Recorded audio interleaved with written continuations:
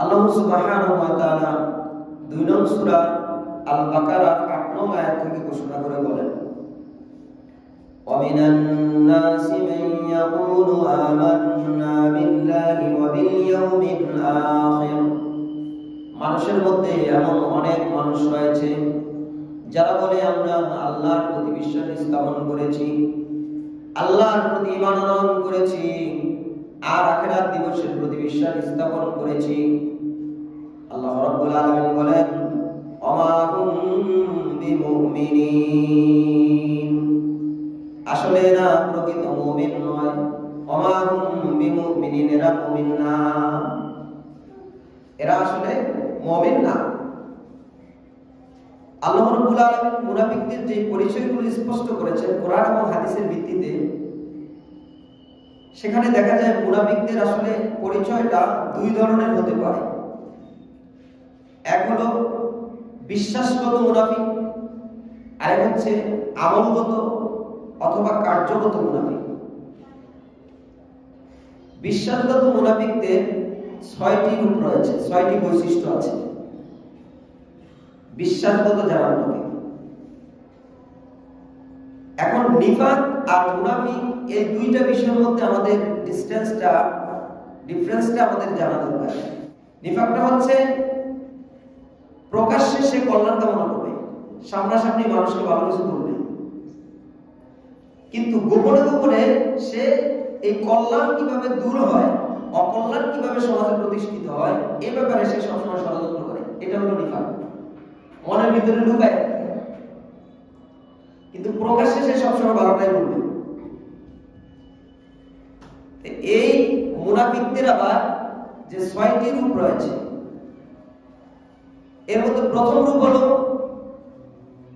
যারা রাসূলুল্লাহ সাল্লাল্লাহু আলাইহি সাল্লামকে মিথ্যা প্রতিপন্ন করে কিন্তু মুসলমান।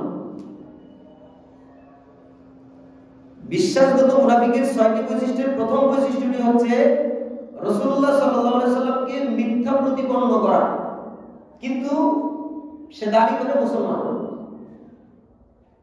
2 নম্বরটি হচ্ছে রাসূলুল্লাহ সাল্লাল্লাহু আলাইহি সাল্লামের কাছে যা দেওয়া হয়েছে, অর্থাৎ তিনি যা নিয়ে আগমন করেছেন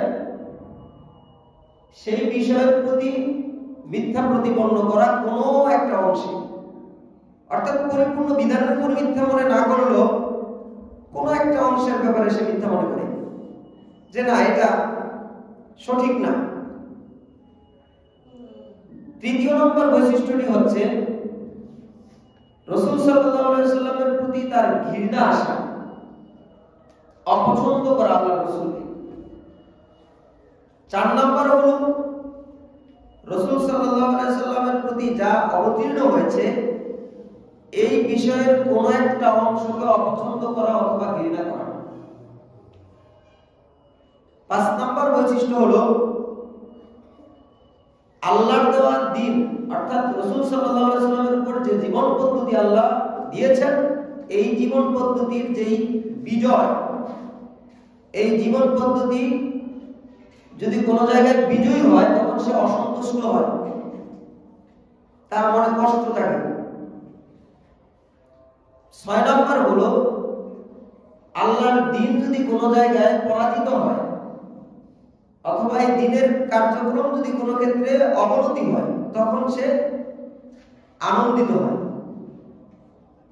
এই হলো বিশ্বাসগত মুনাফিকের 6টি বৈশিষ্ট্য।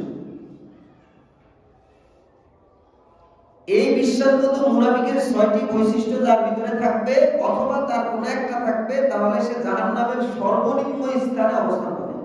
নাউযুবিল্লাহ। 2য় নম্বর যেটা কার্যগত বা আমলগত মুনাফিকের বৈশিষ্ট্য, সেখানে 5টি বৈশিষ্ট্যের কথা হাদিস থেকে প্রমাণিত হয়।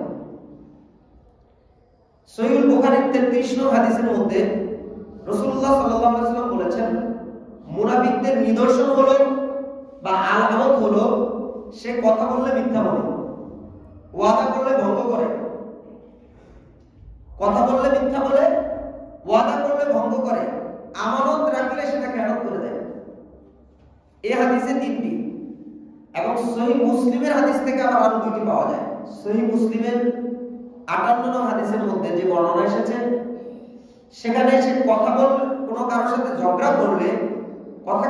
করলে সেখানে সে অকথ্য ভাষায় গালি দেয়, এটা 4 নম্বর বৈশিষ্ট্য।